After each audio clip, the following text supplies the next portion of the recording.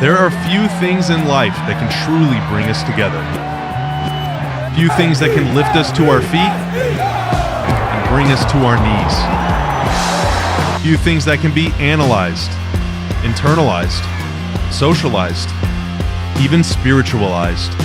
It gives us identity. It gives us purpose. It makes us believe. There's nothing better. To the sickos, the diehards, the supporters, the hooligans, to the rowdiest, the most obsessed, the fans. For us and all those like us, it will always be sports over everything.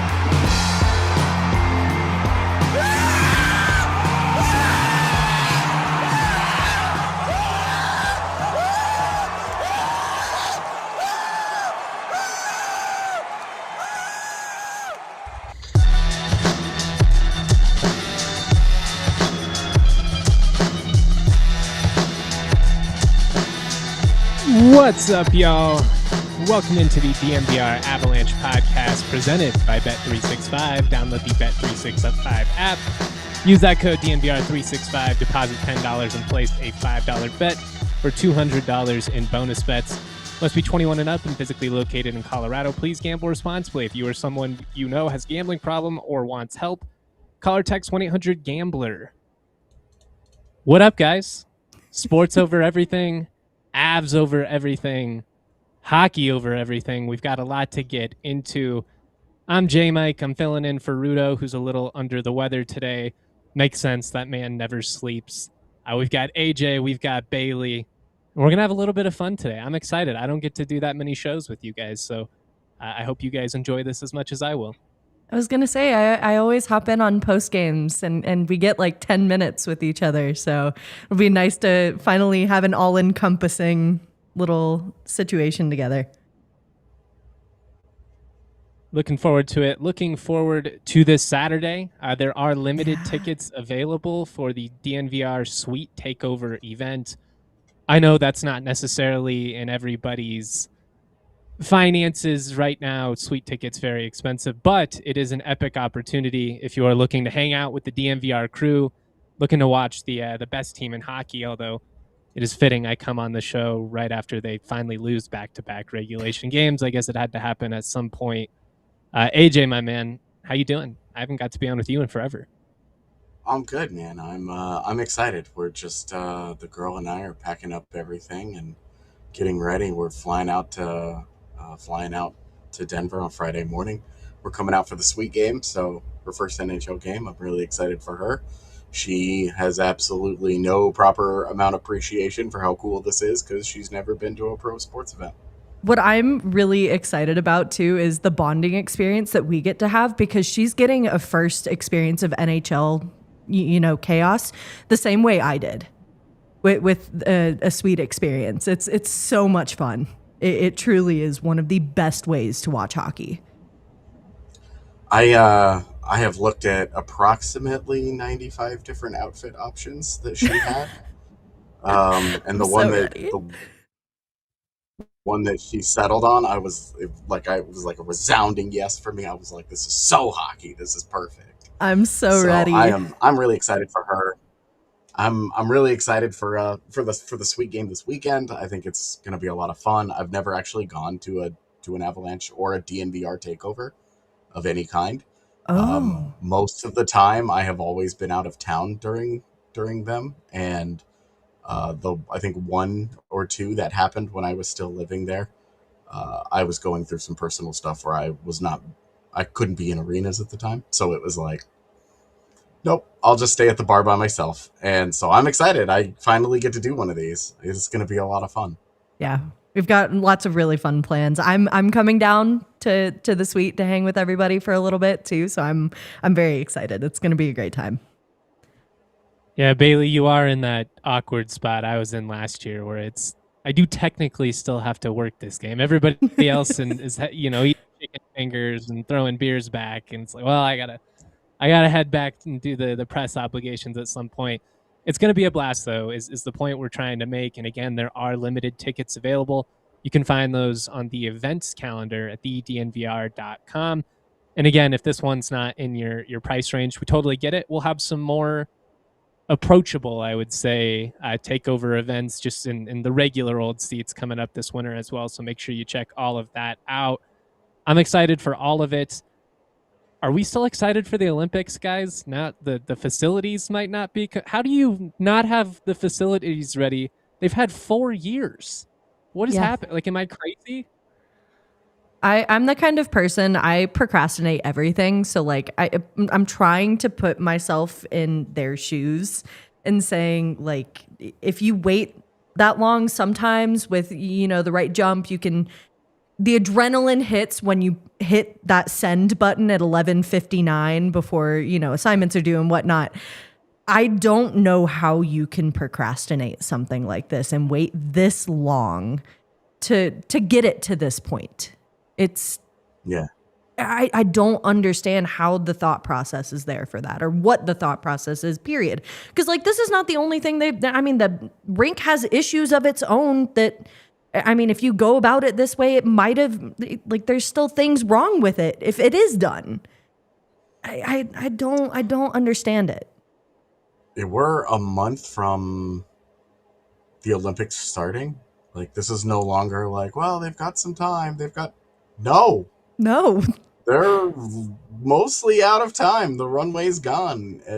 I'm shocked that this is that it's to this point, but I'm going to continue. This is my conspiracy theory that the NHL is in cahoots with the Olympics, and this is how they're going to keep the players from going to the Olympics this time. They're going to get everybody all excited about it, and now everybody's just going to get a 3-week break instead. And it's going to be like the Spangler Cup, a bunch of guys where you're like, oh my God, I forgot that guy was still playing hockey. Or do you remember that guy one time when he was like a sort of touted prospect?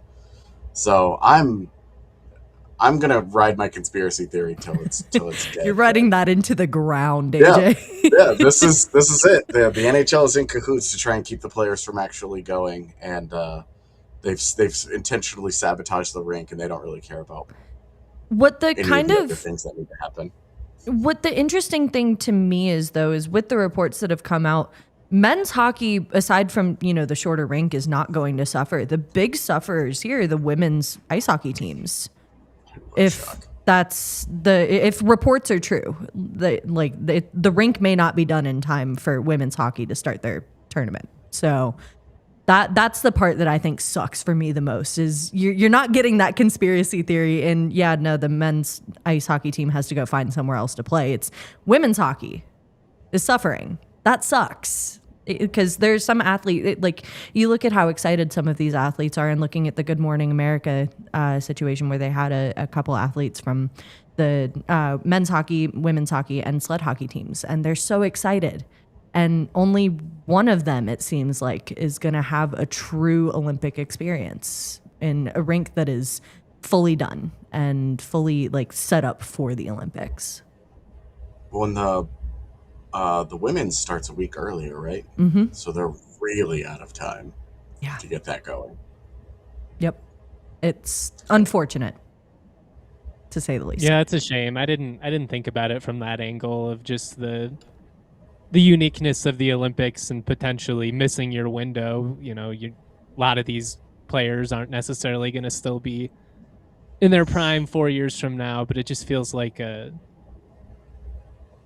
unfathomable mess up on the half of the whoever's in charge of this. I mean, I won't act like I'm an expert in terms of how this whole process plays out, but it does in some ways kind of lean into an opinion I've had for a long time, which is that the Olympics are kind of an outdated concept going somewhere new every single time, and it would make far more sense to have like 2 or 3 facilities that you rotate through that are always going to be in tip-top shape, rather than ending up with these situations like we do with both the Olympics and the World Cup, where you build up all this infrastructure, hopefully in time, usually at the cost of tragedy, like a bunch of people dying because they're trying to rush it.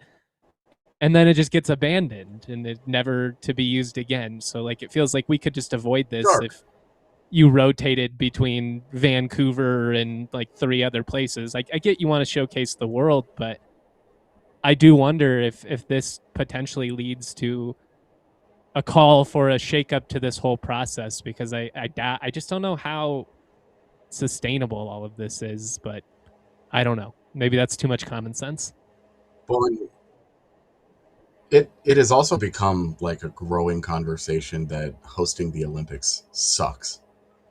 Like it's We a were ahead of the temporary curve boost on to the that. local Colorado economy, but it's not. turning them down in the 80s. We saw right through that shit. Yep. Yeah, exactly. It's exactly it. Like just like you could have instead of cities pitching themselves to be like, oh hey, we're gonna get to host it one time.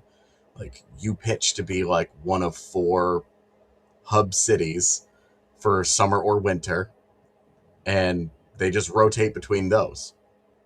And that way there's not this constant, well, we need to build all these facilities that'll never get used again, and then most of that is going to be taxpayer money that funds a lot of this. Like we build these, we all come together and build these facilities, and then they don't do anything.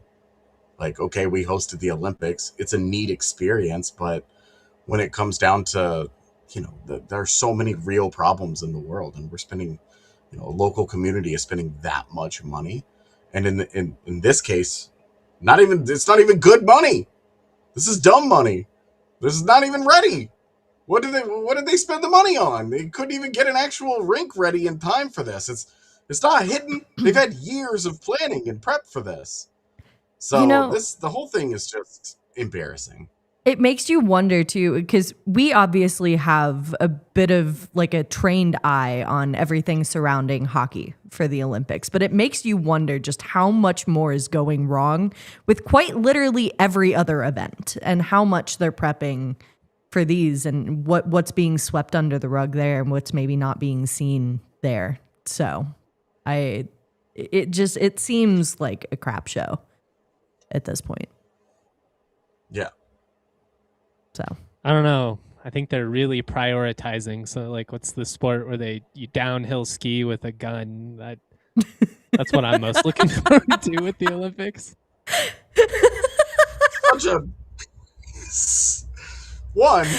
Such an American thing to say. 2, what a way to describe the sport. That's what it is. I'm crying. That's amazing. Yeah, now no, I if am that's too. not I'm gonna go out of my way to watch it, and I'm gonna text Justin, and I'm gonna say, nice shot, every time somebody actually hits a target. Oh my God. That's how they need to market this going forward to Americans. That's amazing. Dude, skiing with a gun. I'm a simple man. I enjoy simple things. Yeah. Oh, that's amazing. I'm excited to get into some of this stuff with you. I am kind of fixated on AJ's conspiracy theory of this potentially being a situation. Oh, he's been talking about this forever. I know it's not the first time he's brought it up, but I do think it could be an interesting debate of, should the NHL send their players to the Olympics? If it is going to be a subpar facility that's potentially not even big enough, there is some legitimate risk there that, you're your own business entity. We'll get into that in just a second. Let's take a quick breather real quick, shout out a couple of our awesome partners, and then we'll get into that and some of the snubs and all kinds of fun. All right, guys, I want to talk to you about our great partners over at Xfinity, and specifically Xfinity's 5-year price guarantee. What if you could have reliable and intelligent Wi-Fi, and what if you could keep it at that same price for 5 years? That's the Xfinity 5-year price guarantee. Imagine Wi-Fi that makes everything in your home work together, that finds and fixes problems before you can even notice them, kind of like super intelligent Wi-Fi with a sixth sense, and that lets you stream the game even when the whole family is online. All your devices working in perfect harmony for 5 whole years. Here's the best part. No annual contracts, no hidden fees, and Xfinity's best equipment is included. Take it from me, a lot can change in 5 years. Championships are won, records are broken, dreams grow bigger, but your Wi-Fi Your Wi-Fi should stay reliable and the price should stay put. Lock in your price and unlock the possibilities with Xfinity. Learn more at Xfinity.com. Xfinity, imagine that. Select plans only. Restrictions do apply. I also would like to talk to you about our friends at Fire on the Mountain. Fire on the Mountain is Denver's favorite wing joint. They feature hormone-free, antibiotic-free, cage-free wings. They've got 15 super flavorful made-from-scratch sauces, from mild to insanely hot and everything in between. They've got an incredible craft beer list and killer cocktails. And they've got awesome specials that you definitely are going to want to take advantage of. They've got $5 beers on Mondays. They've got happy hour all day on Tuesdays. Talk about an awesome time. Handmade appetizers and dressings, nearly everything. It's walkable and bikeable. They've got Wagyu beef blenders. So if you're looking for something, other than wings, they've got that as well. They offer takeout and delivery. And what's great about Fire on the Mountain is, for all of you sports fans out there, it is a great place to watch the game, especially, if you are there on one of those awesome specials. $5 pints on Mondays, all day happy hour on Tuesdays, and now they offer delivery from their Wash Park store. Visit their spots in the Highland and Wash Park. Shout out to our great friends, Fire on the Mountain. Shout out Fire on the Mountain. All right. Before the break, I moved, Fire on the Mountain was one of the last meals that I had in Denver, and it was so good. I have not been yet, but it's on my list. Tisk tisk. Yeah. We've had them at the Broncos tailgates. They are fire. So go check all that out. Ha ha ha. Yeah, I know. Should NHL teams, though, be concerned? Like, is there validity to that? I'm not saying the conspiracy theory in a whole. This is the puppet masters behind the scenes of the NHL causing this, like some mafia stuff behind the scenes or something like that. But I do think there is something to be said about, do we want to risk guys like Nathan McKinnon and, the world's greatest stars potentially playing on haphazard ice and a rink that's too small that may or may not have, hands in the stands and everything else with it? I do think there's some validity to at least raising concern over that. Yeah, it also completely changes the Olympics. Like, did any of y'all watch men's hockey the last Olympic cycle? Very briefly. I wasn't as invested in it. I think I caught a game on accident where it was like, it was like background noise, and I was like, well, it's on, and I just tossed it on, and that was the end of it, right? Mm-hmm. And I was like, oh, look, the German team is really good. That's how you know you don't take this seriously. Like, no offense, but come on. And it's just not the same. Like, the marquee event was USA and Canada on the women's side. And that's also going to be a marquee event this time around, hopefully. And hopefully it goes well. But it's like, yeah, the players want to do it. And yeah, you care a whole lot of, like, I love Canada. I love the United States. I love when they clash, and I love getting to talk trash about bald eagles in America and, stars and stripes. And I love when Canadians stop being so damn polite and, fill up my DMs with a lot of very creative suggestions for what I can spend my time doing. I'm a big fan. Like, that's what sports over everything, right? Like, that's what brings us together. That's what we want to root for our peeps. The fun part about the Avalanche is they've got 8 guys going to the Olympics, and that means we get to root for a lot of countries. It's not, Team Canada, the United States, Sweden, Czechia. Like, it's like there's a wide Finland. We have 5 countries that we get to root for. Yeah. So it's going to be fun. Like, okay, great. I'm rooting for an Av to do well, but I also like the Olympics with NHLers is just, it's best on best. It's the goods. And you bring up that best on best too. And that's what I think of when I think of the Olympics. It truly is supposed to be a best on best type situation. You're looking at the best players to play, doing what they are good at on a international stage. And you think of sports around and they have become idols for other little boys and girls in their respective sports and doing like shooting for their dreams. And that should be the case for the NHL. Like you look at a Nathan McKinnon, at a Connor McDavid, who are known around the world for being the best at what they do.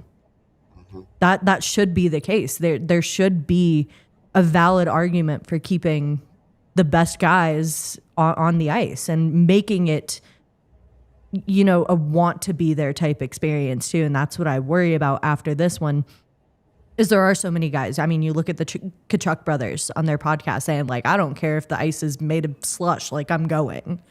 It's the freaking Olympics. And that's how a lot of these guys are looking at it. And I hate the idea. Is that how the league should look at it? I don't know. The Colorado Avalanche management should look at it? Owners hate this. Yeah. Owners hate this. Front office hates this. Mm-hmm. They're paying these guys millions of dollars to go and play for their country, and they're not getting anything out of it. The owners are. It's from a money standpoint, it's truly an amazing thing that the NHLers are allowed to go and do this, and that these $1 million investments into these guys' careers and the teams that that they've all built, that their seasons are at risk just because of they want to go play for their country. They want to go play a super condensed schedule and try and win a gold medal. And like, but that's what the Four Nations was too. Yeah, but the Four Nations, and the Four Nations on a crappy facility. And it like Four Nations was also like, what was it, like 3 games? Yeah. Like it was just a couple of games where you're like, this is kind of like the All-Star game, but they actually care about it. Mm-hmm. Going to the Olympics, I think, is still a huge honor, and I think that they should be allowed to do that. They shouldn't be prevented from that just because they make a lot of money. Because then, like, what's the line of demarcation, right? Like, when does Simone Biles makes how much money in sponsorship money now? Does she now make too much money to go and do this? You know, like it's they should be allowed to represent their countries. They want to go. They want to do it. They're the best in their sports, in their countries. They should go and do it. And I'm all about it. I can understand why the NHL would have trepidation about it, but it goes against what the Olympics is about. The Olympics is about best on best, the best in the world at the respective sports that have been chosen. Well, imagine basketball with no Jokic, no Steph Curry, no LeBron. Mm-hmm. Like if we're watching some of these 6th-year college guys and G League type players, like how awful of a product that would be. Mm-hmm. Yeah, then you're just watching a Big 12 tournament. Like, I'm good, man. Like, it doesn't sound fun to me. You want best the Big 12 best tournament is freaking awesome, for the record. Not the best example of not fun. J-Mike's like, shut your mouth. The Big College 12 basketball. Is awesome. I'm all about it, but that's in part because it's like that's its own entity. Like that's what it is. It's not the Olympics. Like, and I will say, I understand the reasoning. It's messed up not having Russia in these. Again, I get it. I'm not here to fight about it. I'm just saying. Stop doing steroids. Fair enough, man. I understand the steroid scandal and the geopolitical problems, but it sucks not having Russia in for the hockey specifically because they're a powerhouse. It is best on best. Like that, and best on best includes a lot of the Russian guys in the league. A best on best that's not going to have Kirill Kaprizov or Ilya Sorokin. You know, like we're not going to see that. And it's a loss. It sucks. In the same way that it sucked last year when they were doing Four Nations and it was like, oh, you were born in the wrong country? Great. You have an extra 10 days off. Neat. And that was a bummer because, like, we want to see Martin Necas and Leon Draisaitl represent their countries and go out and do the thing. We want to see we love that story in hockey when one of these upstart nations, you know, oh, Latvia beats Canada in a WJC or something. Like, we love that stuff. Because it doesn't happen very often. The expectations aren't there. It's the underdog story. You know, like that's the kind of story that you can get. Like the Olympics are made for that. And I love the whole best on bet. It's a great tournament. It's a great format. I'm bummed Russia's not there. Again, I get it. I understand. But just from a selfish hockey watching brain, I wish they would be there just because it would be a complete field at that point. And they could prove it. And it's a bummer. Let's talk snubs. I was going to say, when we're talking about best on best, there's a lot of guys that were left off of these rosters that I feel very strongly about for cases to really? make the team. A little bit, yeah. Yeah. A lot of there well, were not a lot. Not a lot. Of. Okay, no, I'm being dramatic here. But but like there are a couple guys where I sit and glance at some like the snub list and I'm like, really? Like that's this guy over this guy, really? I don't know. I had a fun day on huh? Who's your number one snub? My number one has to be Jason Robertson. Okay. That's it, because when you're talking about this best on best type situation, I don't understand how you're leaving a guy who's top 10 in scoring, one of the best in scoring in the league, leaving him off of that roster for a guy like JT Miller or Vincent Trocheck. That's kind of where like my blinders come off and I'm like, this, I understand they're good respectively at what they do. And somebody brought up in my comments too when I posted about this, they were like, they quoted freaking Herb Brooks to me. Like, I'm not looking for the best players. I'm looking for the right ones, which fair, but also look at the last time the U.S. has been, successful to get all the way to the top of the ladder at the Olympics with that mindset. Yeah. And they've lost some real good games along the way. They have. You're like, But it is tough leaving Jason Robertson at home. And I understand they're like, oh, it's about bringing the right guys for the right roles. And okay, I understand what's being said here, but it's really hard to leave Jason Robertson at home. Oh, he can't play a bottom six role. Okay, put him in the top six. Yeah.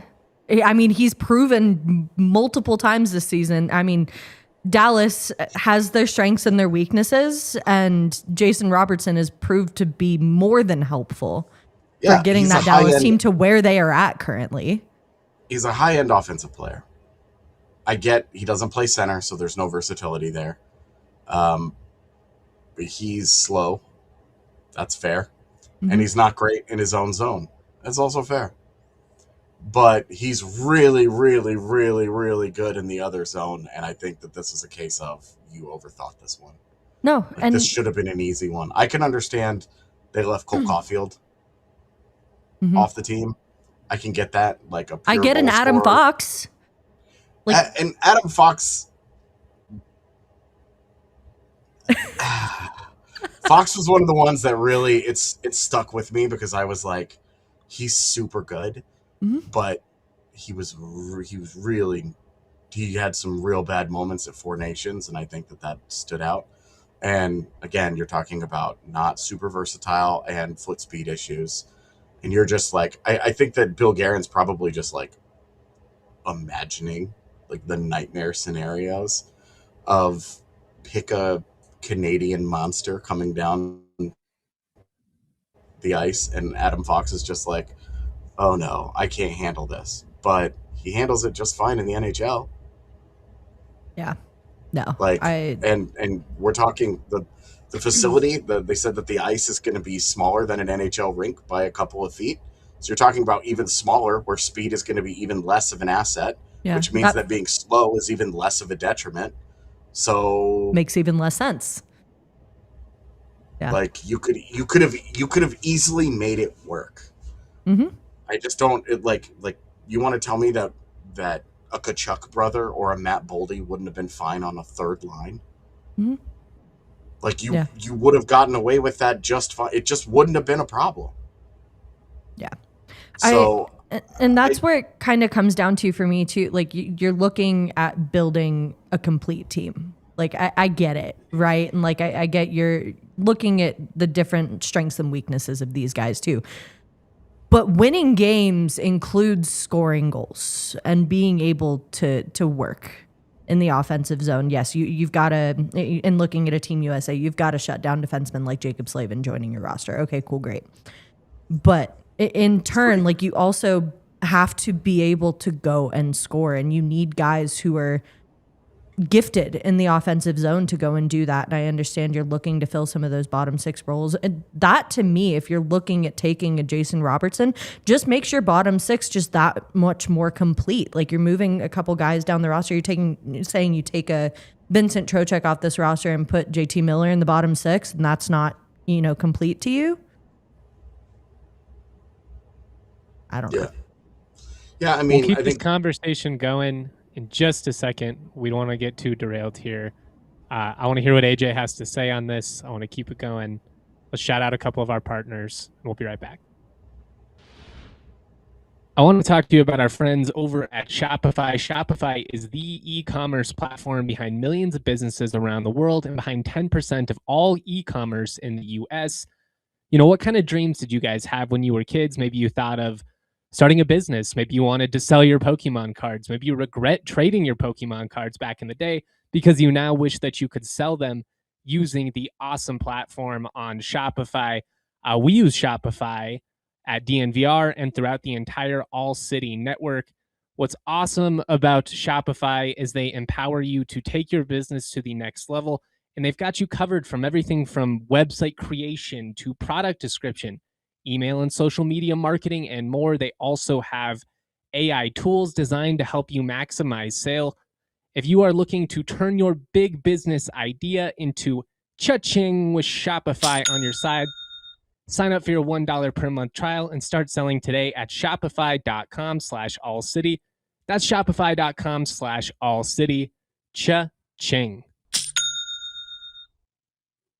I also want to talk to you about our friends at Toyota. Of course, you know it by now. They are the official vehicle of DNVR. Trucks have always been a part of Toyota's DNA. For generations, Toyota's built durable legends destined for greatness and perfect for Colorado. Whether you're conquering off-road trails, whether you are hauling the weight of the world, there is a Toyota truck that's just right for you. Check out the new Tacoma. Check out the Land Cruiser. Maybe you're looking for something more like an SUV. Toyota's got 17 models with available all-wheel drive or four-wheel drive like the Epic 4Runner. They also offer more low and zero-emission vehicles combined than any other automaker to give customers numerous choices to reduce their carbon footprint. 16 hybrid vehicles to choose from like the Tundra iForce Max hybrid truck. Toyota SUVs take command on the road and on the trail, so you can explore the road less traveled without having to sacrifice smooth city rides in SUVs like the RAV4 and Grand Highlander. Visit your Front Range Toyota stores at a location near you: AutoNation Toyota, Arapahoe and Centennial, Corwin Toyota in Boulder, Groove Toyota in Littleton, Mountain States Toyota in Denver, Stevenson Toyota East in Aurora, and of course Stevenson Toyota West in Lakewood. Toyota, the official vehicle of DNVR, the official vehicle of the Colorado Avalanche. Let's go places. Welcome back to the DNVR Avalanche podcast presented by Bet365. AJ, I'm sorry, I didn't mean to cut you off there. Just wanted to keep us on schedule. Let's hear your thoughts, though. Yeah, somebody mentioned in the comments that Adam Fox went on LTIR. That was after these were announced. So, that problem would have eventually just solved itself, yeah. Yeah. But it's also not a good thing. Adam Fox is great. Feel bad for the Rangers, whose season is now effectively over with no Fox and Shesterkin hurt. So that's bad. Anyway, we'll talk about them as a trade target on a different show. But no, with Robertson, I think that there could have been a really good argument to be made, and I think that this was just a classic case of they overthought it. They could have brought him. They could have put him in advantageous situations. Somehow Dallas makes it work. The guys like Trocheck and Miller, I don't know why Trocheck is on the roster. I mean, I do know, but they're trying to win a gold medal, it doesn't make a lot of sense to me. Yeah. JT Miller shouldn't be there at all. He hasn't been any good.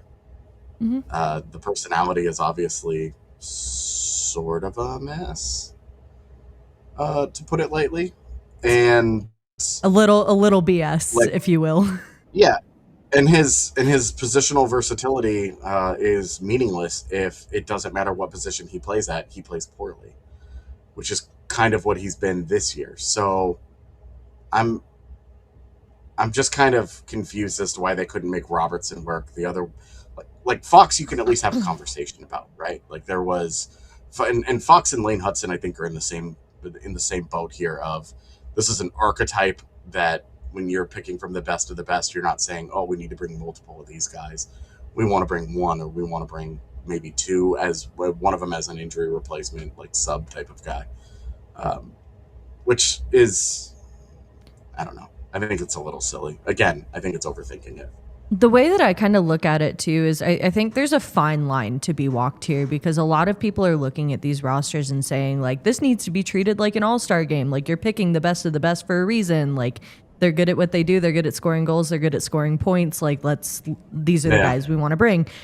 But there is also that fine line of creating that complete team. So like I think there's some bleeding into on each side of it, no matter who you look at, whether it's Canada, whether it's the US. Like there's a lot of, discrepancy in like trying to make that complete team versus like bringing those best guys. But I think if you're looking at towing that line, you can't tow that without a Jason Robertson. He, I think, is kind of the epitome there. If you're looking for a guy who's a pure goal scorer who can outwork everybody in the ozone, looking at scoring you like meaningful goals. I mean, he's got his role. If you're looking for a guy to fill his role, that's about as filled as it gets. Yeah, and like they loaded up on some really solid two-way players that have high-end offensive ability, and you're trying to tell me that they couldn't figure this out along the way. Like to me, it's just silly. So that one stood out to me. I mean, Canada. Would he be your number one as well, AJ? Probably, yeah. I think that Seth Jarvis didn't make it for Canada, right? No. So he is on like an injured like call list. Yeah, so. I would have brought Seth Jarvis over Anthony Cirelli. It's the same role, but Jarvis is better. So that one also really stood out to me. Connor Bedard, I can also understand like where they're coming from with, but like he's exploded offensively, but he's bad defensively, and he was hurt. And like, there are some considerations here. Also, Hockey Canada is so political. They if you don't do everything that Hockey Canada wants over the years, then like they get mad at you and they go, and they hold it against you, and it hurts you when it comes to things like this. Had Bedard not gotten hurt during the NHL play, I think it would have been hard to keep him off. And that's where it gets a little difficult for me too, because when they built these rosters and you get that availability afterwards, they say specifically that Bedard's injury had nothing to do with leaving him off of this roster. It was just hard to take two 18, 19-year-olds to the big show. And I'm like, yeah, really? Are you trying to win a gold medal here? Like you should bring the best roster you have available, right? And Canada also taking Devon Toews in a year where he hasn't been anywhere near worthy of that, I think is questionable. Colton Parayko, same kind of thing. Looking at the body of work this year, Matthew Schaefer staying at home is good for the Americans, so thank you. The title of our show and like the big snub out of Avs land was obviously Mackenzie Blackwood. He was the guy that we were like, hey, you should take him. But in a world where there were 4 goaltenders that they were picking from, Logan Thompson has been Vezina caliber for the last 2 seasons. Bennington has won a Stanley Cup and was wonderful at 4 Nations, and the other, Darcy Kemper, won a Stanley Cup and has also been very good. Mackenzie Blackwood has no postseason track record that you could speak of, no international success that you can speak of, and has only been a really good starter for about 12 months. So Blackwood loses out because he doesn't have the track record, but he's also playing so much better than Jordan Binnington that it's like, what does that matter? Like, you're taking this guy, like, normally recency bias is a problem, and instead it doesn't exist at all. So strange call there, and definitely one like none of us like Jordan Binnington, so we're all like, we would have loved to see that guy, get screwed and have to stay home, and he doesn't get to go because he's been terrible for St. Louis this year. He was exceptional once in his career, and he's been okay. He's had some okay regular seasons since then, and some really bad seasons. Yep. Adam Fox, Jordan Binnington, both of them rewarded and punished for Four Nations performances last year. Yeah. And that's the thing that kind of sticks with me most for this too, is a lot of bringing Jordan Binnington was graded on how he performed on the Four Nations stage. And I think that's bullcrap, like straight up. I understand like wanting a guy who has proven success for you, which, okay, cool.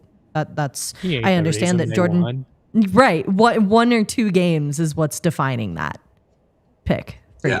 And I had this conversation with somebody the other day too, where I'm like, there is also that, alarm bell ringing in the back of my head. I'm like, well, this is your GM bringing you to the Olympics too. So there's that kind of factor in it. And it makes you wonder, like he sits there and watches Binnington on a regular basis. There are a lot of national reporters and writers who also watch Binnington on a regular basis who have said the same thing. Like, why is this guy going over a Mackenzie Blackwood or even a Scott Wedgwood if you want to bring him into the conversation as well? Yeah.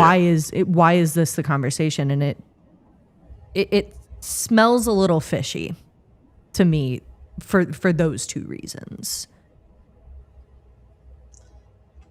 Yeah, and the thing with the Binnington pick is that it's the one that has the chance to hurt them the least because they just don't play him. Like, if they just choose not to play him, then it's fine. Yeah. You're good. Like,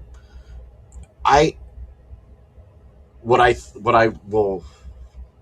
think will happen, I'm just guessing, is that Binnington will probably start for them in game one.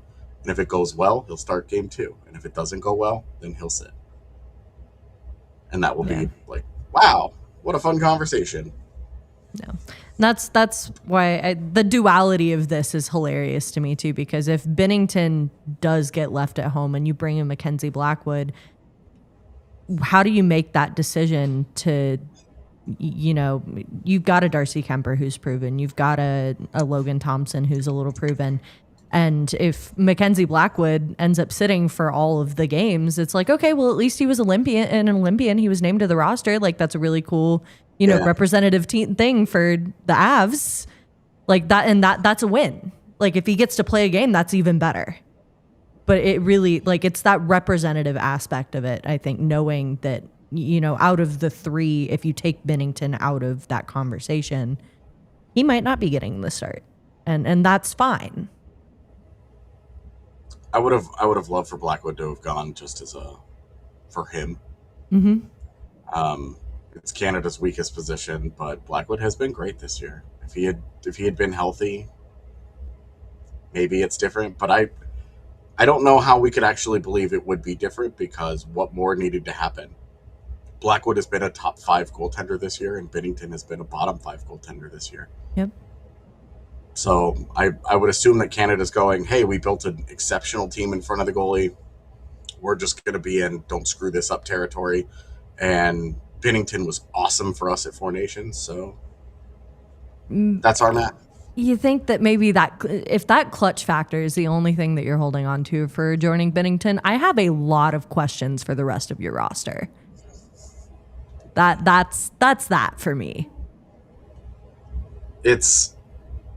I think it's fair just that he's just been so bad this year. It's not like he's been middle of the road and we're talking about it. He's been, like, by far the worst starter that's going to this thing. I got a lot of angry tweets telling me it's all because the defense. None of it is Binnington's fault whatsoever. There's not 50-plus goaltenders that are better than him, J-Mike. Early last year. There are some people that'll just never blame the goaltenders. Some people will never blame the quarterback for an interception. I don't know. I'm not like looking at the world through this optimistic lens, so I'm not surprised that there's political ties that factor into all this. I'm not surprised the Hockey Canada stuff, the GM ties, and all of that. But to me, it should be as simple as who's playing the best right now, and by no measure is that Jordan Binnington. And I know that like Wedgwood is fun to talk about. I know he wouldn't actually get picked by Team Canada, but why? Why? He was on the short list anybody else this or season. the long list. Yeah. I don't know. Maybe that's just me being the new guy here, but if the argument is Binnington was so good in Four Nations, I don't know if I agree with that. I think the team in front of him was pretty good. That's pretty much it, man. I mean, he was great during that gold medal game, and that's that. Like, I just don't think that it's... My question would be, if Wedgwood was on the long list, but Blackwood didn't even get a call, that's kind of crazy. I mean, when you're projected to make the most starts in your career and you're performing the way that you are in a season, I understood it at the time, but when Blackwood also comes in and, you know, has a couple shaky games to start his return to the season, but then goes and stands on his head for the rest of it, like, that should have been an indication, like, there's something special here with either one of them. It feels like both goaltenders in the Lumberyard are hurt by the perception of you're playing on a team that's so incredible. You get to play with, you know, the best PK and McKinnon and obviously the offensive firepower that the Avs have. And there's probably some validity to that. That is a goaltender's best friend, is having a team that's that good. But it's the same argument you would then use directly against Jordan Binnington with Team Canada, which is an all-star team in its own right. And I don't know. I guess there's just no consistency with some of this reasoning here. And I know it's not like they're going to go one by one through each guy and lay out like, well, this, you know, this is the reason he came. This is the reason he left. It's their decision. It is what it is. But I just don't see the consistency there. And it doesn't make much sense to me from somebody who's just now getting into this like international process a little bit. I've always watched the Olympics, but like, I don't know. I feel like that's a hard one to justify. If you're going to credit and prop up Binnington so much for what he did in the Four Nations behind that team, then how are you going to slight anything that Blackwood or Wedgwood have done for that matter? Yeah. Well, talking about a Team Canada too, I saw somebody bring it up in chat. How do you guys feel about Sam Bennett? Another big one. No? I wouldn't bring Sam Bennett over Seth Jarvis. Valid. Fair. Okay. Like Sam Bennett has a lot of, he brings that sandpaper, he brings that big game mentality. Like, I get it. Like, I get that those are qualities that you care about, but when you're talking about quality of player, Seth Jarvis is sitting right there. Like, for me, he's one of the 5 best two-way forwards in the NHL. Play center, play wing, he can do either one of those. You could fit him into a lineup wherever you need him to be. Why do you think he got left off then? Because the head coach is John Cooper and Anthony Cirelli got to go because he got to bring his guy. And Seth Jarvis, if the coach had been Rod Brindamore, Seth Jarvis would be an Olympian. Yep. I think is what it comes down to. And, you know, maybe if he hadn't gotten hurt, but he wasn't hurt for such a long time. And he's been this guy for a long time. No, I mean, you saw what he did in his return. He went and scored a really clutch goal against a really good Dallas team. Yep. He's got the skill for it. He was great. Yeah, he was great. He's always great. Seth Jarvis is always great. He doesn't have that reputation as playing on the edge the same way that Sam Bennett does. But by no means would I say Jarvis is an easy to play against player. So for me, that's the snub. Like, I think that's the guy that I look at. Sam Bennett would be further down on my list, and I don't know that I would have ever actually considered him for my personal Team Canada. But I understand like why some would think he belonged. It's like a fair argument. I would just disagree. No, that's I think what comes down to it for me is like what your definition is of like the most important role. Or like what roles are more important on a team. So like if you're looking for that gritty guy who's going to bully his way through the ice, like, I mean, I understand why Sam Bennett's your guy. But comes down to priorities at that point. Yeah, and like he had the best postseason of his life, and like in a season where he's gotten more responsibility with no Sasha Barkov around, like it's kind of just the same as he's always been. It hasn't been like an exception. He had a really slow start, and he's picked it up quite a bit since then. But like, me personally, I just would not take Sam Bennett. He's Fair. Do I want him on my NHL team? Absolutely, I do. Do I want him for this short tournament? No. I have a question I want to pose to both of you. Real quick, shout out to everybody in the Toyota chat. It's been active today. Much love to all of you, especially those who are here day after day supporting everybody. But just kind of on the lines of four nations in the Olympics and kind of tying all this together. What are you guys expecting out of the Olympics in terms of the atmosphere and intensity? Because obviously the Four Nations really captured a lot of the casuals because of the physicality and the fights. And I know some of that being as staged as it was rubs some hockey purists the wrong way. Other people, they love that stuff. But it is a far shorter format. I don't know if that's a sustainable brand of hockey to play for 2 straight weeks, especially like if you want to be able to continue to do this. And we're, going back to some of the stuff we talked about the NHL and then being willing to send your stars over there. If it's just 2 straight weeks of all of these teams beating the piss out of each other, I'm not sure that's going to help the agreement like moving forward. But just what are you expecting out of the Olympics this year? Is this something that you think will be on par with the Four Nations from a physicality standpoint, or do you kind of expect a completely different type of hockey this time around? I would say so, yeah, especially looking at, that rivalry between the U.S. and Canada and how that was perceived. Putting that on a national stage, give me all of it. That physicality I expect to be on a very, very similar level. Now, with that said, at least between those two teams, anywhere else, you maybe that goes down for me a little bit. I don't know. Yeah, I fully expect everybody's going to go whole hog on this. Like, there's no holding back. There's no, I'm worried about the Stanley Cup final. I'm worried about a Stanley Cup playoff run. I'm not.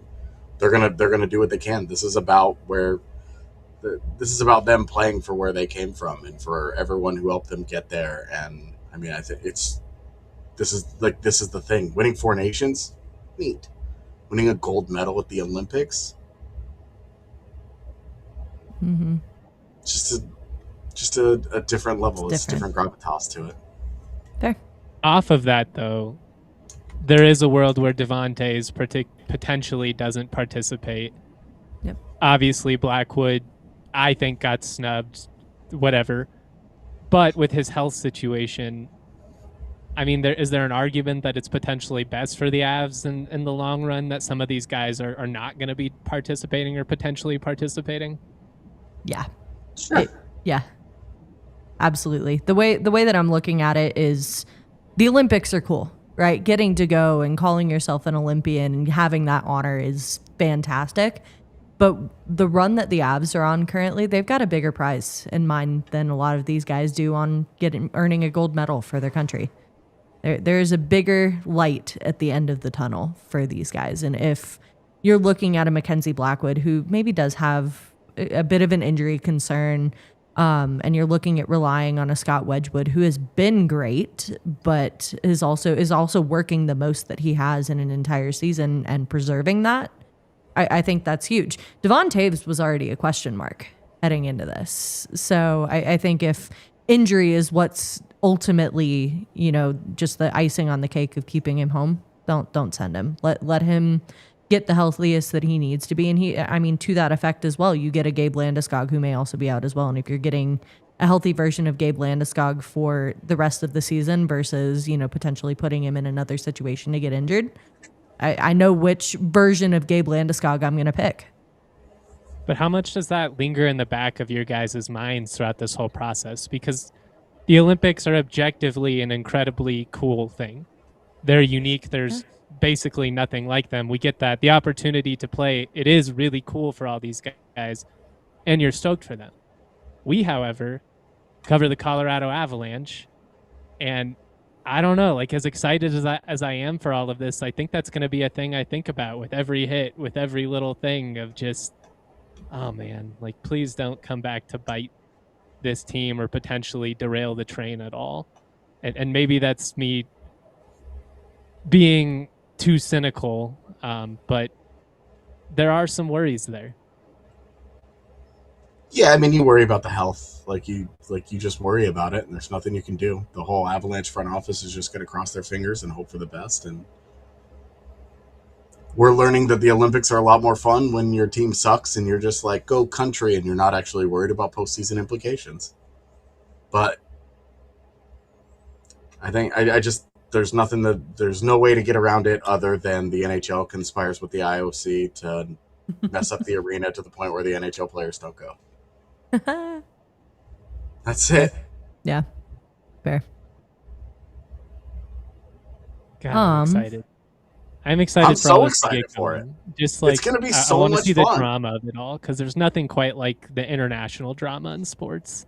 It just adds a whole layer of energy, and like it can get a little bit nasty. I think at times some of the stuff in the Four Nations was a little overboard, but that's just how it's going to be in any international competition. Like it's, you know, sports fandom in a nutshell. But like when you throw in patriotism and I don't know, national pride and everything that comes with all of this, I am interested to see how this all plays out. I'm also interested to see from the Avs fans' perspective, like how many of you are rooting country no matter what? How many of you are rooting for your guys? Because for me, I was thinking about this before the show.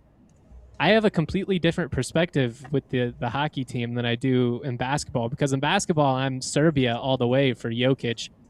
But that's more rooted in the fact that they're still kind of an underdog and we're the big bad bullies in basketball. So it feels fun. It feels like endearing to root for them.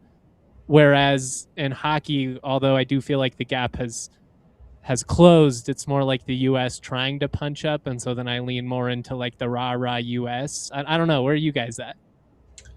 They are the underdog, the United States, when like relative to Canada. They are. Yeah. They're the underdog. And I will be rooting for the United States, but that doesn't mean I'm rooting against any of the countries that the other Avs are going to be playing for. I root for all their success. At the end of the day, I hope that it's the United States that stand atop with the gold medal, but I'm not going to be upset if 3 Avs players get it, when 3 Avs players get it, and they win the gold medal for Canada. Like, I'm so excited for those guys. Like, McKinnon is going to join the Triple Gold Club, and that'll be super cool. Like, yeah, it'll be an awesome accomplishment and a worthy accomplishment, and it'll, you know, like, that's amazing. It'll be just one more thing in the trophy case for some of these guys who have a lot of hardware. But I mean, like, I rooted for the United States. It felt gross, but I rooted for the United States against Jokic and Serbia, and they won that gold medal. And guess what? I was super excited. Suck it, Joker. Like, I'm from this here, iteration man. of USA basketball is different. Like I just like rooting for the LeBron, Embiid. No, I Super understand. Team angle. I just couldn't do it. I just, for whatever reason, I didn't have the same. Never same attachment. in my lifetime, J. Mike, has there been a likable U.S. men's hockey team. Never, not one time has the team itself been likable. You think I feel great about rooting for the Kachucks? Ugh. Yeah. No. I don't love that. Rooting I was kind of into it. It was more fun watching them beat up people. When it's like, when you're on my side of things, I kind of like it. Now, you're a dirty rat when you're on the opposition, but when it's my team doing it, Yeah. I don't know. That's solely why I don't have hockey allegiances outside of, you know, I'll follow the guys that are in it from like I watch you play all the time. I want to see your success. I don't know as though I have one specific team that I'm rooting for. as far as men's hockey is concerned. Like everywhere else, like I would be skinned alive if I wasn't a pure blood American rooting for them in every other sport. But yeah, as far as hockey is concerned, like miss me with the Kachucks. I have no allegiance there. I want to see a Brock Nelson do well. I want to see a Nathan McKinnon and a Cale Makar, go out there and try to make guys look bad the way that they do. And that's what I'm rooting for. I want to see Brock Nelson headbutt Nathan McKinnon and stand over him as they're winning the gold medal. While he's, wheezing and, struggling. Yeah. No love when it comes to the Olympics. I have already been loading up so many bald eagle-based GIFs on my phone for the Olympics. I'm ready to rock. I am all about it. Go America. Oh, gosh.